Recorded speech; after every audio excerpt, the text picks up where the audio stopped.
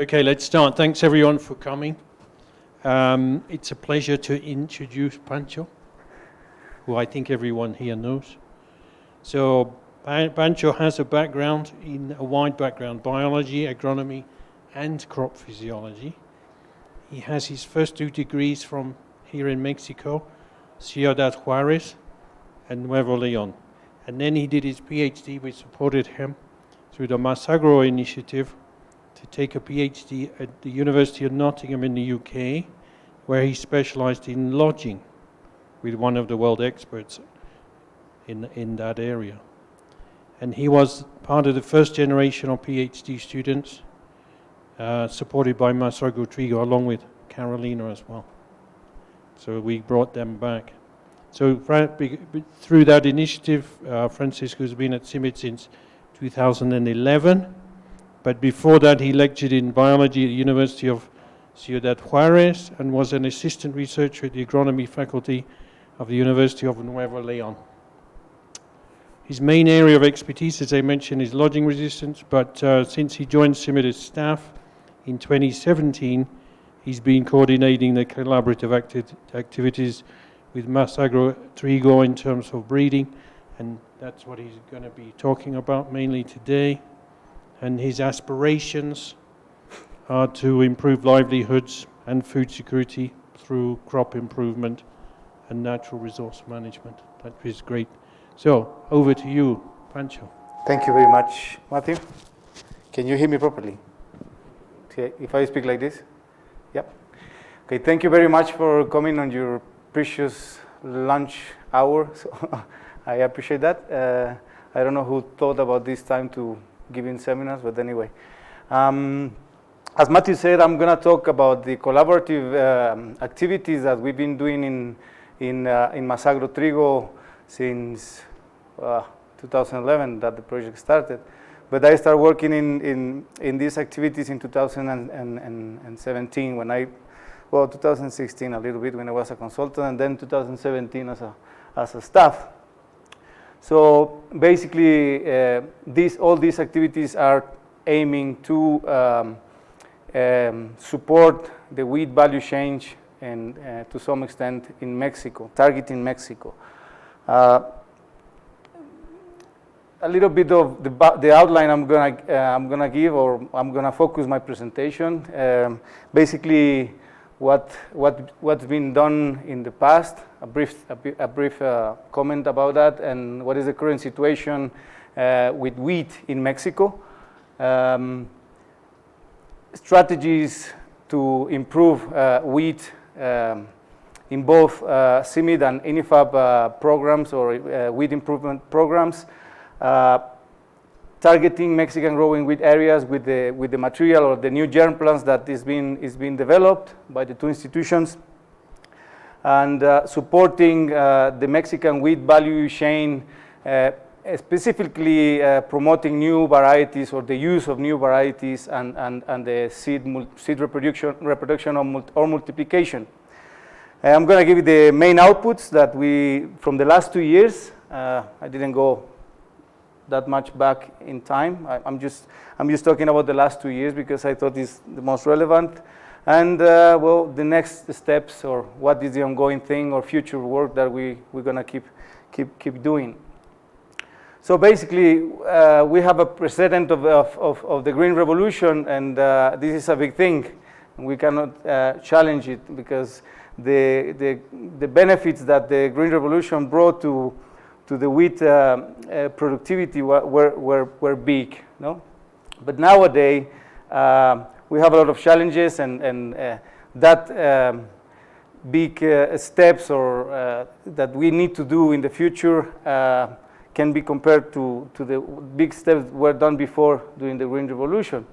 So the Green Revolution, what happened? Okay. The Green Revolution helped Mexico to be self-sufficient in wheat at the end of 1950s, and we got a record production of wheat of 5.5 million tons in 1995, 1996, if I remember well. But after 1990s, we become not self-sufficient, and the productivity has been not enough for the amount of people we are. Probably that's one factor, but also the increases in grain yield and productivity are not the best.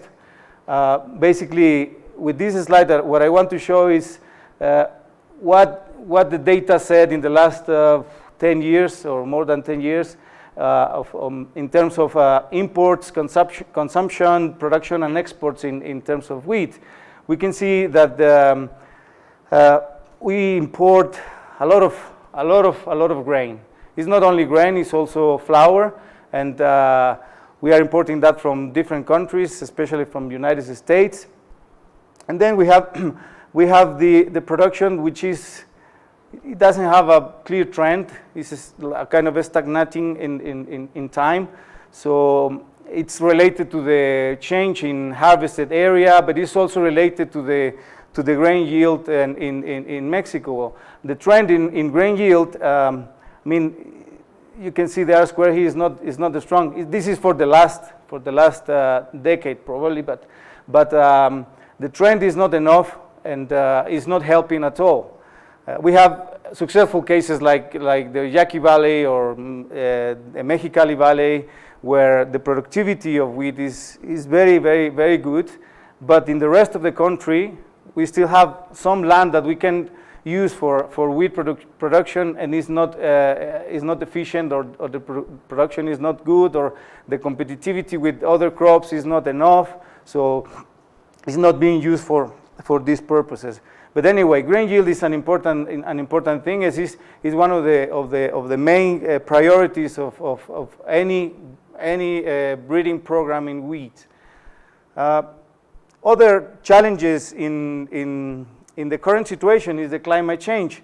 So there are being published and several studies saying that the changes in temperature because the climate change are going to affect seriously the productivity of not only wheat, but other crops. For example, we can, this more red part is increasing the temperature, which will have a big impact in the northwest of Mexico, which is the most important area for Mexico in terms of wheat production, because around 60 to 70% of the productivity of the wheat in Mexico, it's happening in this area more or less. Probably Oregon is outside of that, but I mean, I don't think is that exactly true.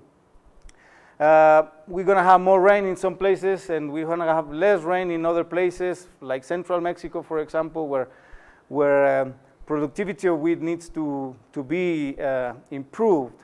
So we have to focus on those things, and you have to take into account these scenarios for the future.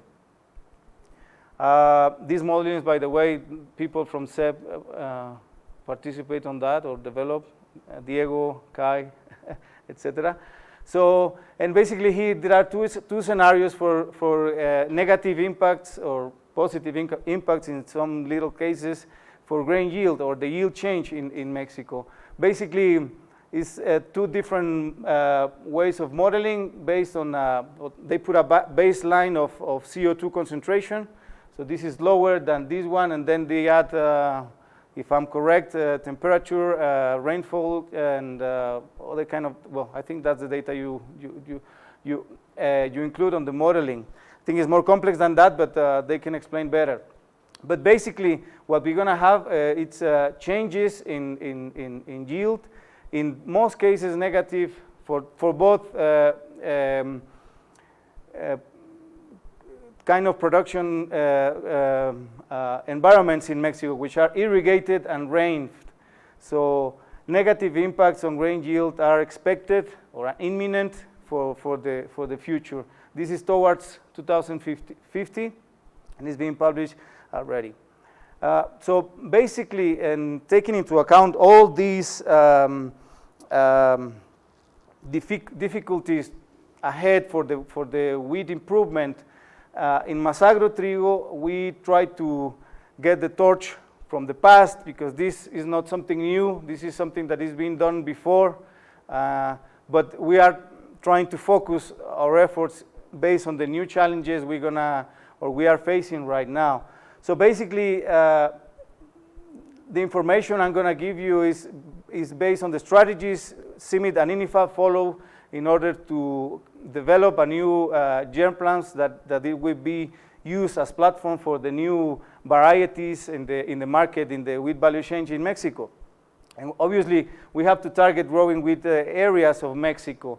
The global wheat program in CIMMYT have a very broad goal. So it's around 60 million hectares in the world. So different environments, irrigated, high rainfall, semi-arid, and all that stuff.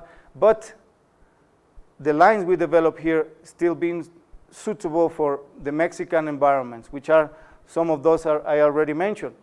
So basically, targeting these growing areas of Mexico, it's very important, and you will see how we approach that. And then supporting the Mexican wheat value chain. We have identified a lot of weaknesses, or not weaknesses, but areas of improvement for the wheat value chain.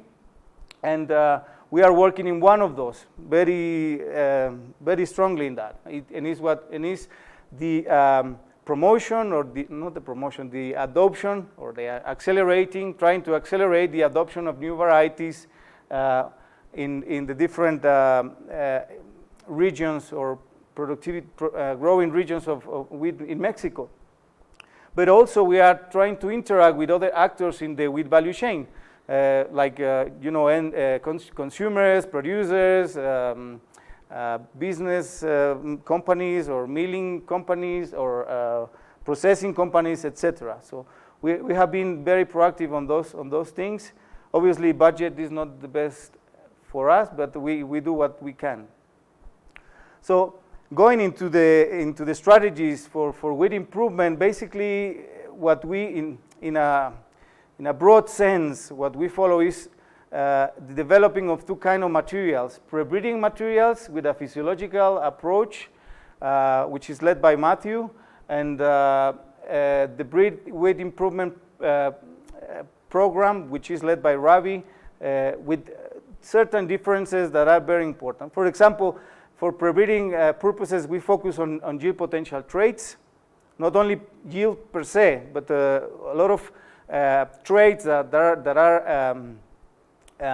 are forming that yield in the crop, and focusing on other traits that are related to heat stress conditions and drought conditions, like, for example, water use efficiency or radiation use efficiency, etc.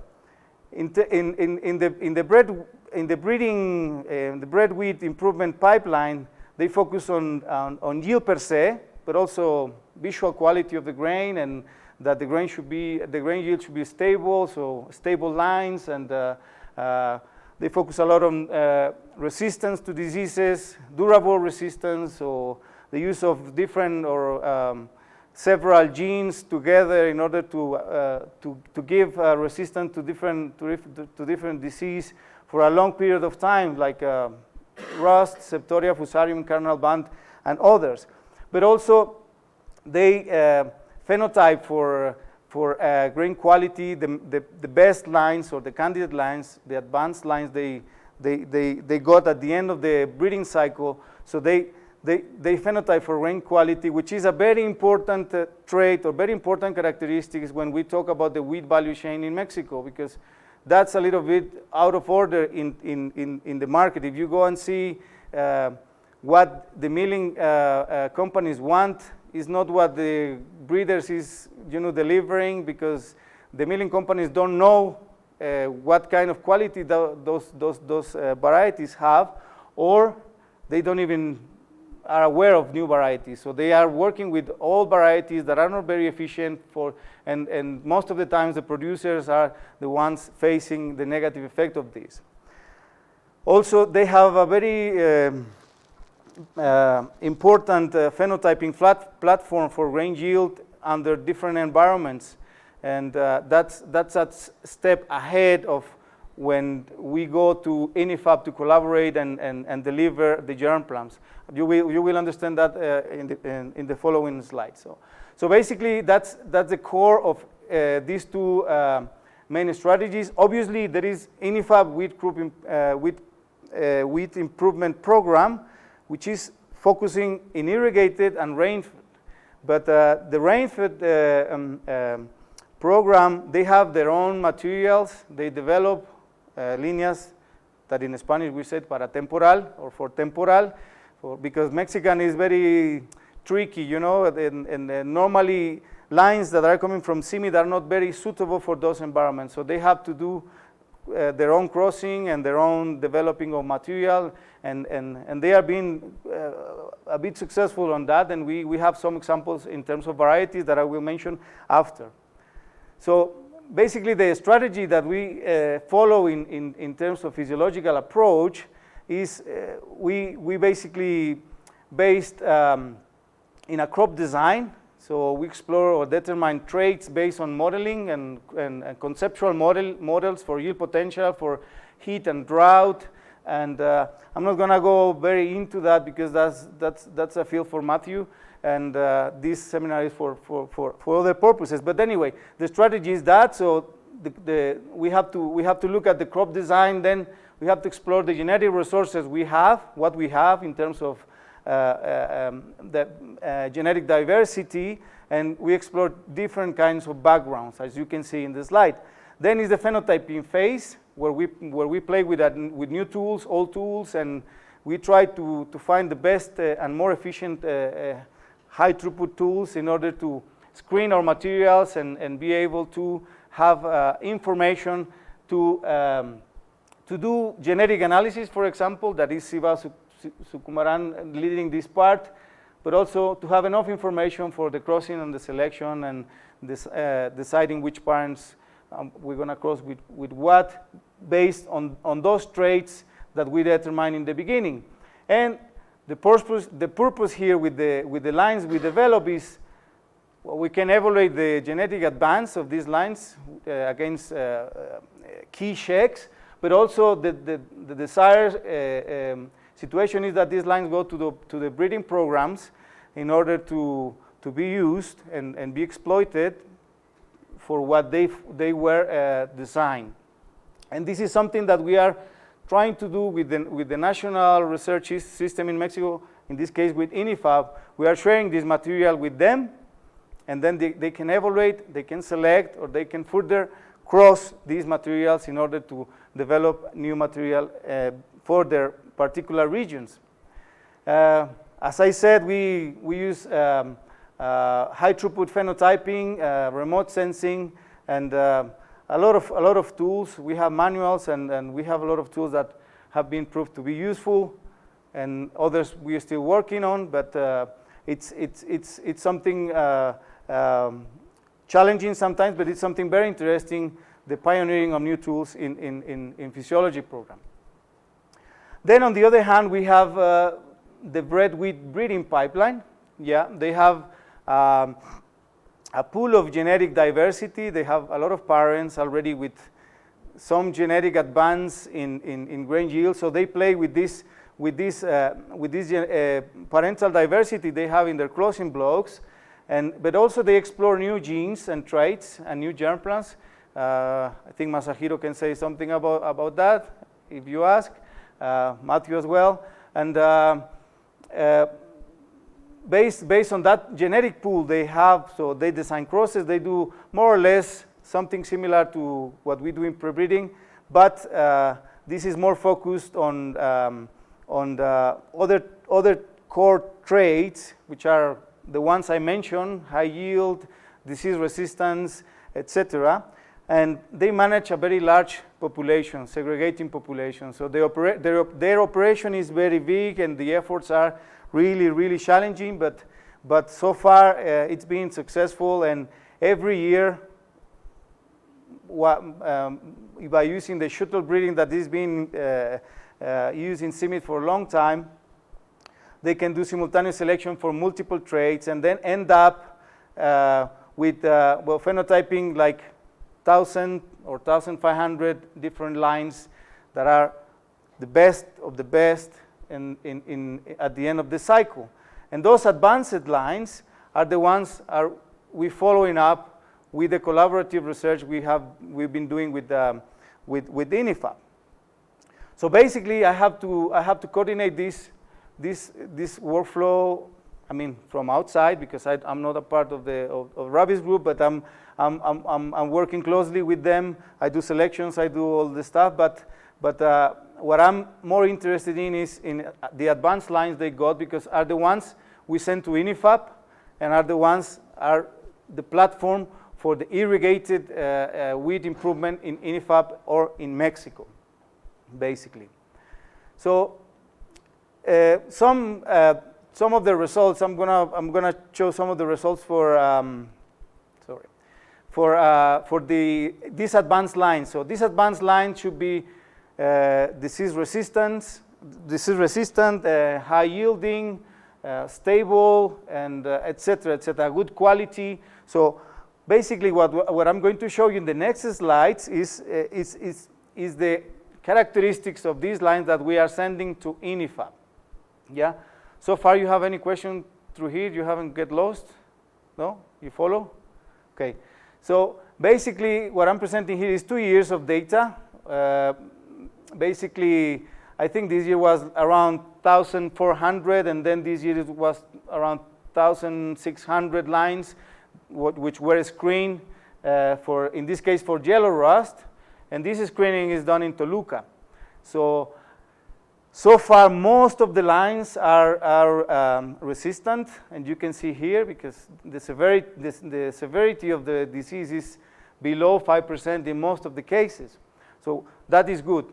These lines that are above certain limitations that the breeders set are taken out of the process. So I said 1,400 here and 1,600 here. At the end of the day, they end up with around 1,000. It's always a fixed number. It's 1,900 lines, probably for logistic purposes, and is the number of lines they are delivering every single year. But based on this information I'm providing you.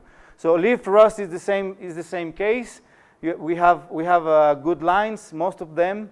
And leaf rust evaluation is done here in El Batán.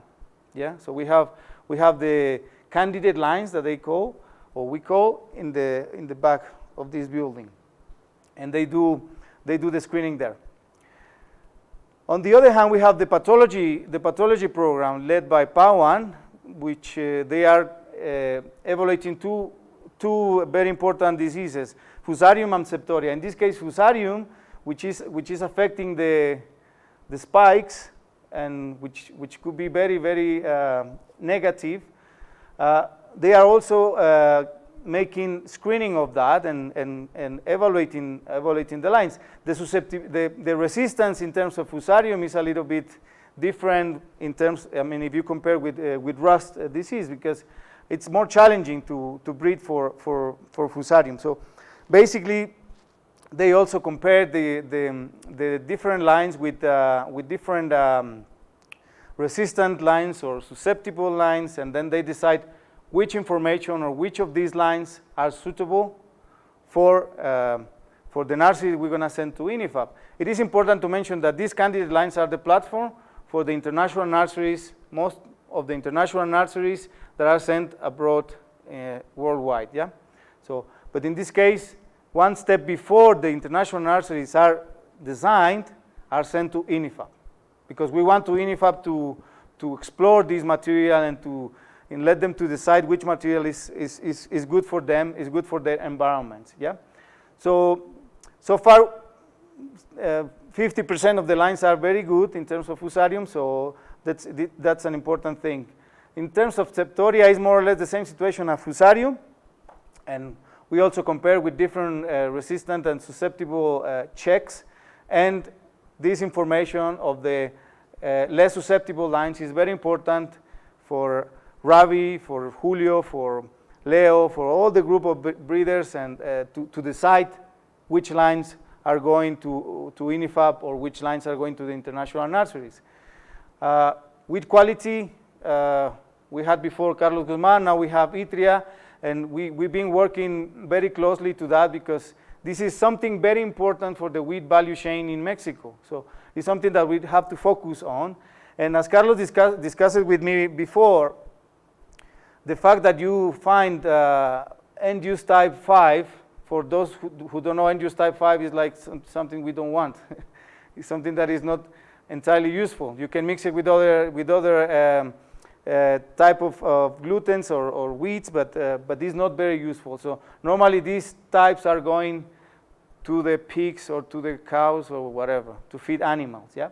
So we are interested in these ones because here we have the types or the glutens that are used for the wheats that are used for mechanized bread industry, and then number 2 is semi-mechanized. So you can have a handcrafted or artisanal breads, and then number 3 dense breads, and I think tortillas could be done with those ones, and then number 4 is for biscuits. Yeah, for cookies, for cakes, for noodles, or whatever. And you can see we are very, very, very low in that department. And it's something very important for at least El Bajío in Mexico or central Mexico. It's very important to have these kind of lines. But unfortunately, in the breeding program, in the global wheat program, it's never too many of these. Discussing with Julio, he said it's kind of difficult to find these kind of materials in CIMMYT backgrounds, but I think they are working on it. And most of the materials that are developed for this particular type are from El Bajío. There is one variety called El Cortázar, which is from 1994 and is still being grown a lot in El Bajío.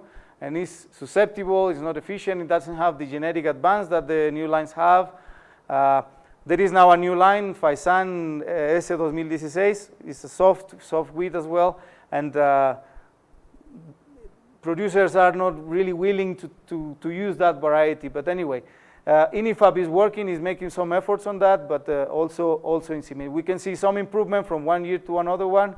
I think Carlos focused a little bit on identifying those lines, and he was successful to identify more lines. So this is very useful for INIFAB in order to get lines with soft gluten out in the market. So one of the last parts of the breeding cycle is the phenotyping for, well, the previous is phenotyping for disease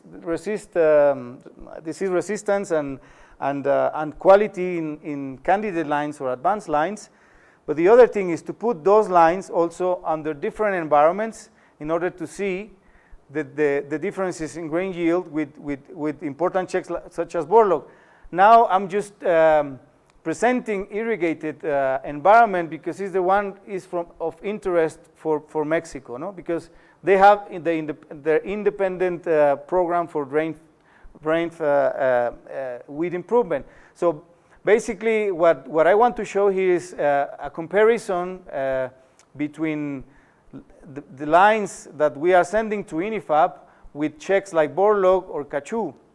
And we can see that there are a lot of lines that are as competitive as those checks, but there are also lines that are getting over these checks. And you can say, well, those are few lines, but the important thing is that the local checks in Mexico are not as good as Borlaug.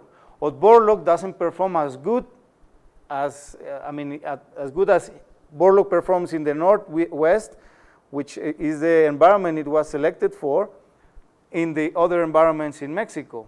Yeah, so sometimes it does, sometimes it doesn't. It's supposed to be very stable genotype, but there are environments which we need other kind of materials, and maybe some of these materials can be useful. And actually, the Dr. Villaseñor in INIFAB has identified some good lines that are beating Borlaug. I think are coming from the 2017 group of materials we sent, and he's ongoing with the ongoing evaluation of those lines. But he was talking about 8% advance or 10% advance preliminary. So we'll see what happens in the next evaluation, because he has to evaluate for more time. So basically with these approaches or these two approaches. We are sending or delivering new germplants to INIFAB, and basically in 2017 we sent pre-breeding lines for drought conditions contained in the 7th satin, and then 24 lines for yield potential conditions in the 5th wicket. 2018, 22 lines for heat conditions. 1 year is for drought. This nursery, one year is for drought. The other year is for heat conditions. So 22 lines in 2018 and 7 lines for yield potential conditions in the 6th WISI. These lines are being evaluated right now. So we are expecting the data in the following months. And candidates for 8th satin and 6th wicket, which are the origin of these two nurseries here, we start sharing those materials with INIFAB in El Bajío, because El Bajío is a particular area for environmentally talking, and they wanted to see the rest of the lines to see how they perform. And actually, these nurseries that we sent, or the candidates lines that we sent, they select more lines that we didn't select and we didn't include in satins or wickets that we already shared.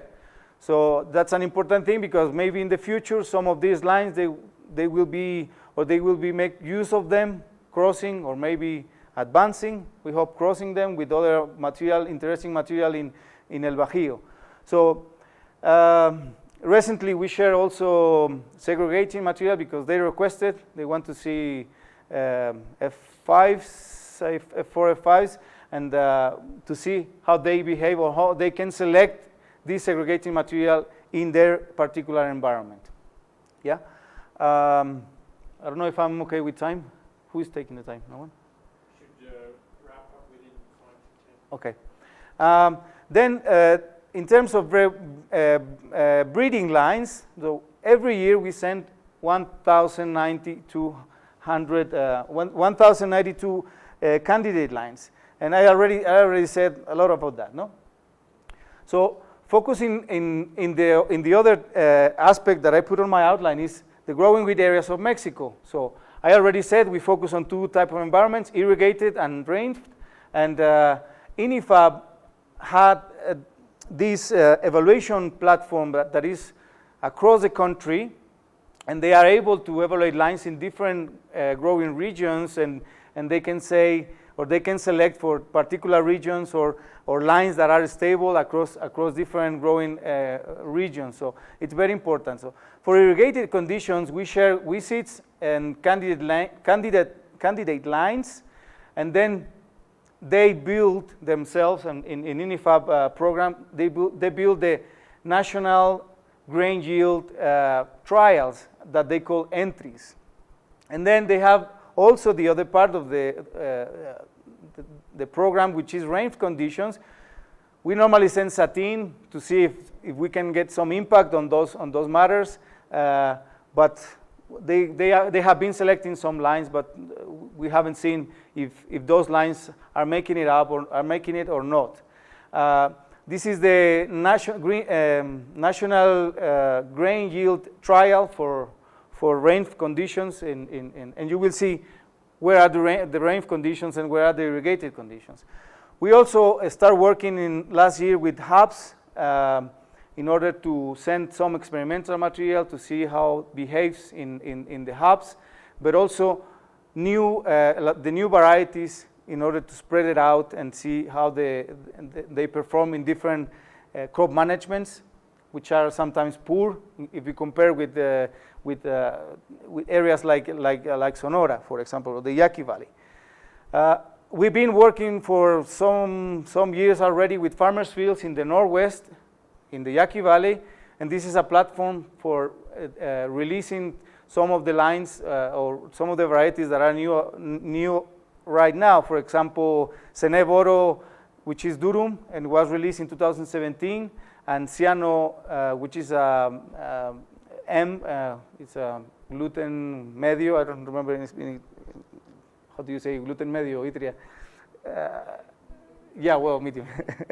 medium gluten or whatever, and those lines are being released thanks to the work, well, in part of the work we've been doing with Farmers Fields, INIFAP, and Ivan Ortiz in the SIP program. So basically, the pre-breeding lines, going back to the pre-breeding lines, are evaluated in these states. So it's basically Mexicali, Ciudad Obregón, in Sinaloa, I think Los Mochis, and in Coahuila, in Zaragoza. This is a very, very bad environment. So normally Borlo here doesn't yield at all. Then we have Tamaulipas, which is not very good as well. And then we have the Bajío. But also, as I said, we are sharing candidates for El Bajío. So these lines are only tested in El Bajío, and they are selecting these lines for that particular environment. Obviously, El Bajío is not only Guanajuato, it's some other areas from the next states from Guanajuato. Yeah. So basically, the lines I mentioned before, they are being grown in these areas in the country. So we try to target every single area of wheat in the country. Yeah. So far we have been analyzing some of the data we are getting from INIFAP, and we can see some comparisons between the best PT lines we identified in several nurseries. These are from previous years, but the good thing is that in the fifth visit, which is the one they evaluated last year, there were one or two lines beating Borlaug in their particular environments. I mean, this is a combined analysis for most of the evaluation or locations I already gave. So it's an important finding, but also we can see that we are beating Sokol every year, well, a part of third wicket, and local checks, we beat them as well because they still using as local checks old varieties which are not very are not as productive as the new germplants we are delivering. And the interesting thing is something interesting for us in physiology, because we focus a lot on biomass, and normally best PT line in when we compare biomass with grain yield in the four nurseries, best PT lines is always high in biomass and is high in grain yield. So this theory about sourcing balance that Matthew has been talking about for a long time is probably giving some good results. So in terms of the breeding lines that we sent to INIFAP, these 1,092 and these 1,092 advanced lines or candidate lines we sent, they are evaluated in a first evaluation in El Bajío, yeah, in Celaya. It's basically they saw the lines in small plots, and then they inoculate with disease, and then they evaluate them. So they discarded by disease, but also by agronomic type and visual quality of the grain. So at the end of the day, for the second evaluation they do, which is in these particular three states, it's state of Mexico, Tlaxcala, and Oaxaca, which the exposure to disease incidence is much bigger, much bigger than the other states because the environmental conditions. So they bring like 50% of the lines they evaluate here. So it's around 500 every year. They brought it here. And it's around 12 to 15 different locations. And they score for disease. Not only rust, not only leaf rust, yellow rust, but also a compound of different diseases that are affecting wheat in these areas, and they call foliar diseases, and they give an index or a percentage of damage by foliar diseases. Could be septoria, could be other kind of diseases that are there. So at the end of the year, they end up with around 100, and these 100 lines, from 1,000, these 100 lines are the platform to build the national grain yield trials that they use as a platform for variety release. Yeah, and I will explain that in brief. So this is basically the behavior of the characteristic of the lines that they evaluate them This is in winter cycle. This is in yeah, I think this is sorry. This is 2017 and this is 2018, and is the evaluation that they did in Celaya, in El Bajío, in order to discard lines that they don't want for their particular environments. And this is the evaluation they did for, I think it's 2017, yeah, in this different location, as I told you, in the summer cycle, in the 3 different states I mentioned. So foliar diseases, yellow rust, leaf rust, and also they have been facing this problem of yellow rust in spikes, and they are trying to characterize lines for that. So as you see, it's similar approach that we do in CIMMYT, but they focus on the problems, specific problems that they have in the growing areas of Mexico. So basically, okay. So basically, once they have these 100 lines, they build the entries, so the national grain yield trials, and they evaluate in all these states or locations in the during the winter cycle.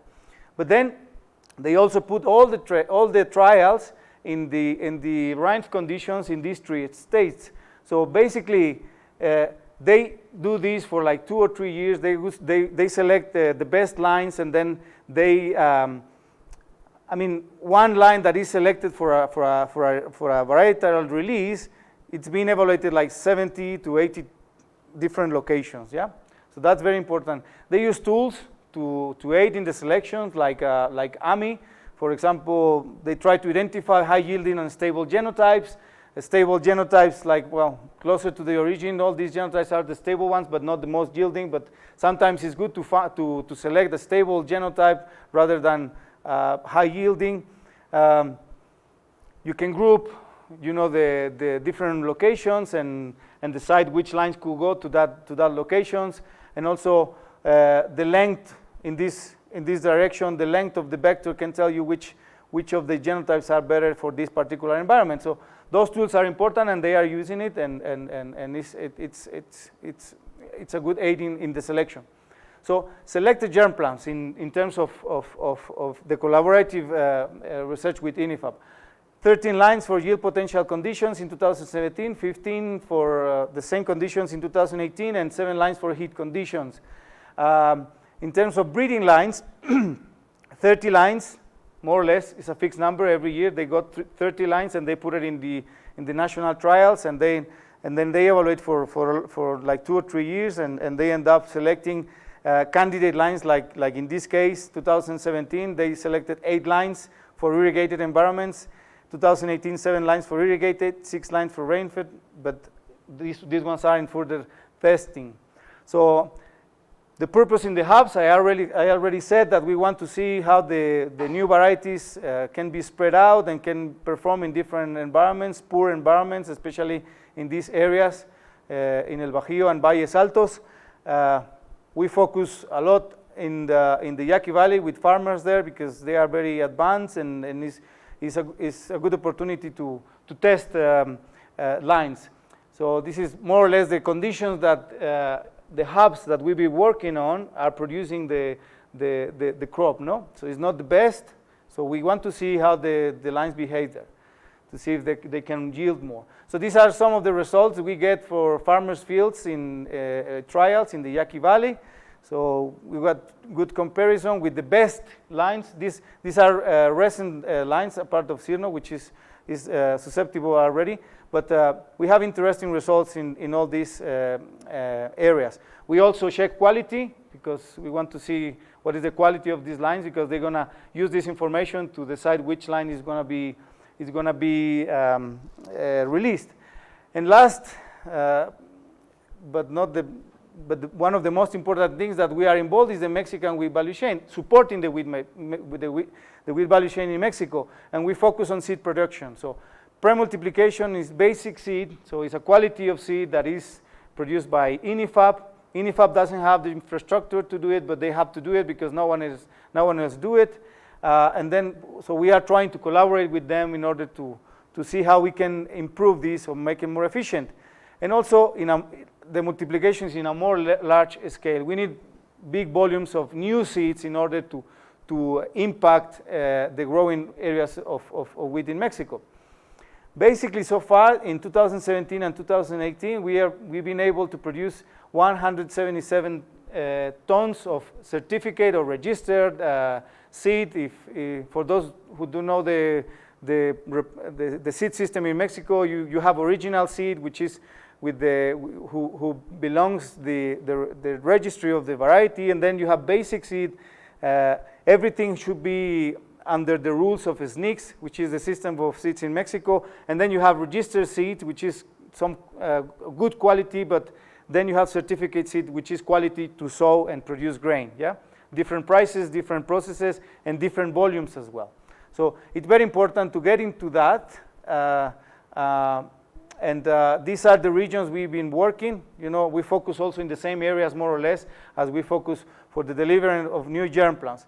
And we have 5 producers so far, 2017-18. 2016 we have 6 producers. So variety release, just to finish, Texcoco for rain-fed environments in 2017, Fuerte Mayo for irrigated in several environments in Mexico in 2017 as well. Ceneboro for irrigated durum for the Yaqui Valley. 2018 we have other 3, so 6 lines which are important. The main outputs of our research in these strategies is we have delivered in the last 2 years 253 new pre-breeding lines for different conditions, growing conditions, 2,184 new breeding lines. I'm discarding here checks that we also share with the collaborators, so numbers can be different. These lines are the platform for the new varieties in INIFAP, and then INIFAP has been selecting some good materials as well in terms of pre-breeding. 35 new pre-breeding lines, and that they are in further evaluation. Probably they might be crossing some of them. 60 new breeding lines, which are part of the national trials right now. Maybe some of them are already discarded because year by year they discard some, and they only leave the best ones. And so far 15 candidate lines that are pending or under further characterization to see if they can be varieties in the market. A total of 177 tons, I already mentioned that, and 6 variety register, bread wheat and durum wheat in the collaboration with them as well. It's important to mention that the varieties don't belong to CIMMYT. CIMMYT doesn't register varieties. It's only INIFAP or national research system which do the register of varieties. We participate in the collaborative research to choose these lines, but we are not the ones with the registers. Next steps, maintaining this delivering of new germplants. These new germplants should be better adapted and to the imminent climate changes. Promote the use of new varieties, trying to convince producers and the most challenging milling companies to use the new lines that are good quality and stuff. And try to support or keep supporting the wheat value chain through the multiplication of seed, but also through the interaction with other actors within the wheat value chain.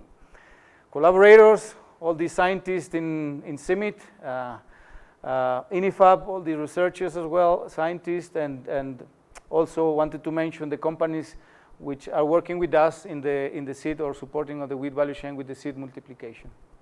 Thank you very much, and for your attention. Maybe we have some time for some questions. A little bit of time, yes. Yeah. Roy. Thanks.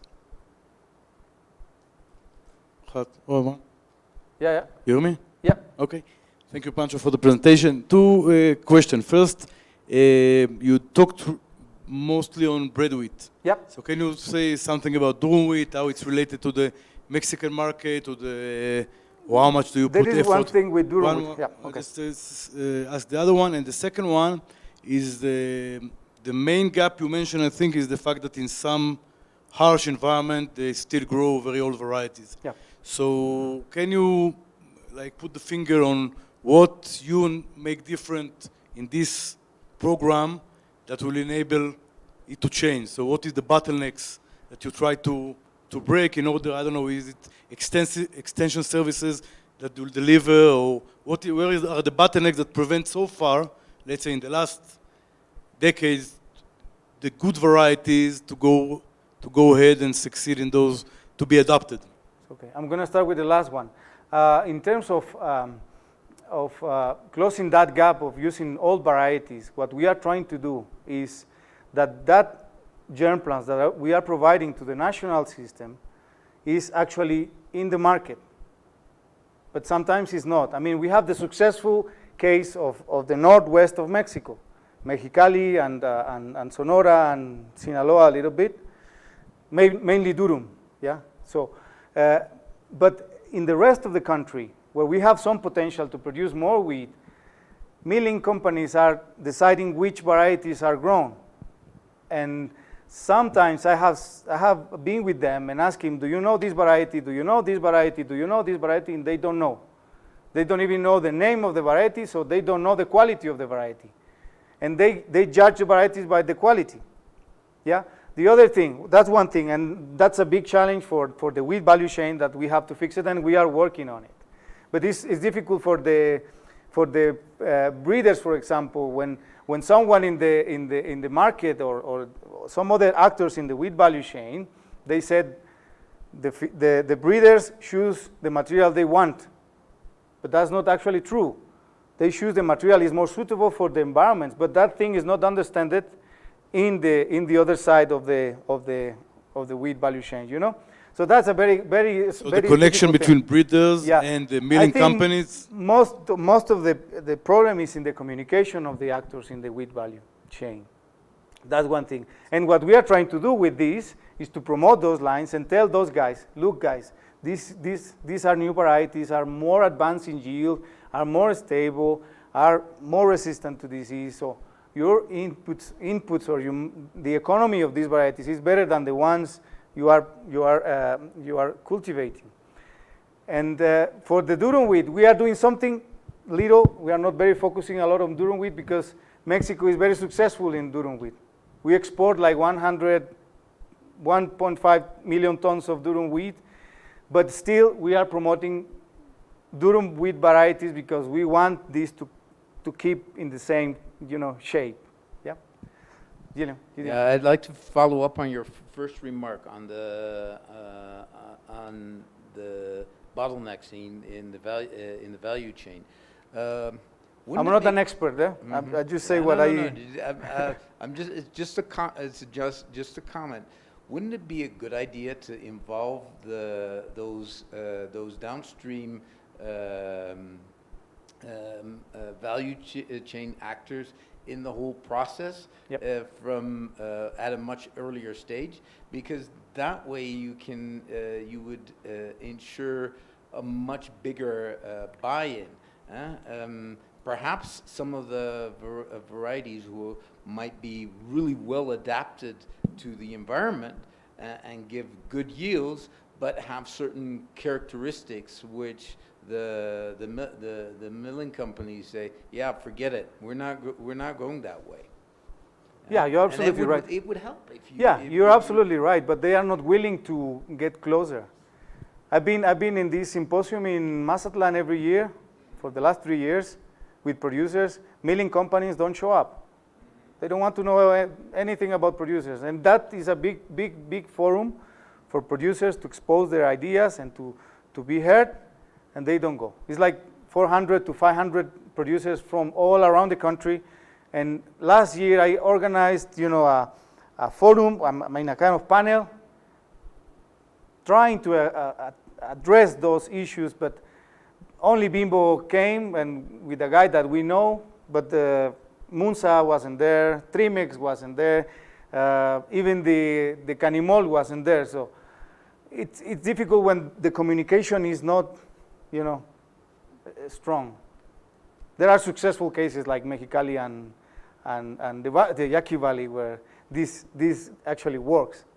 Then one time, just to give another anecdote, one time I was in north of Guanajuato, and I was with some producers, and then we went to another ranch, and there was a meeting with Munza, and they were talking about varieties, and they were offering to the producers an old variety called Aconchi for that environment, and it's an old variety, not very efficient variety, and they were offering it. And then I tried to talk to them about the new varieties, and I got a wall.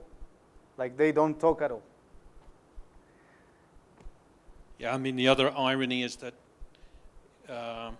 in a way it's ironic, but the time it takes to produce a new variety is so long that by the time you have, maybe it's obsolete in terms of those end-use quality. Yep. So I guess the ideal would be to have different quality lines available all the time, but then that involves a much bigger investment in the breeding and quality, of course. So we're kind of between a rock and a hard place on some of that. We are lacking on soft wheat, but we have enough for the rest, I think. Any other questions for Pancho? I'll just ask you a quick one before we go then. So what's the potential for improving lodging resistance in the Mexican environment? I didn't say anything about lodging. Yeah, that's your speciality. Let's hear. Is it a problem, and do you think there's some quick fixes? Yeah, it is a problem in rain environments, and INIFAB tried to, well, the backgrounds they have, they try to fix this, but you can have problems in several environments in Mexico. Well, in the Yaqui Valley, you can see it every year, and we are working on that, I guess. We are trying to develop new tools to provide the breeders more information in terms of selecting for lodging resistance or lodging tolerance, and but definitely it's a problem in Mexico, and we have to face it. Yeah. You got me in my out of base with that question. I wasn't thinking in lodging at all. Okay, well, if there's not any other comments, then thanks very much, Pancho. Thank you very much for coming.